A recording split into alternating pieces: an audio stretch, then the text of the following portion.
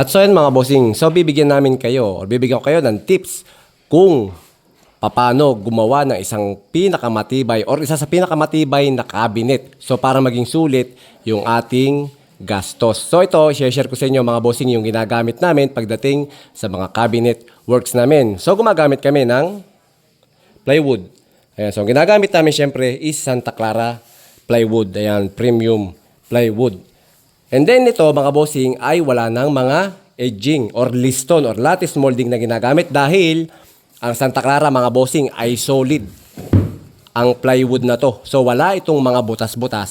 Kaya naman napakagandang gamitin ng Santa Clara. And then pagdating naman sa aming painting works, automotive finish yung pinagagawa natin. So para maging matibay na matibay yung ating cabinet. So kung yung mga ganitong diskarte mga bossing, medyo magastos ng konti.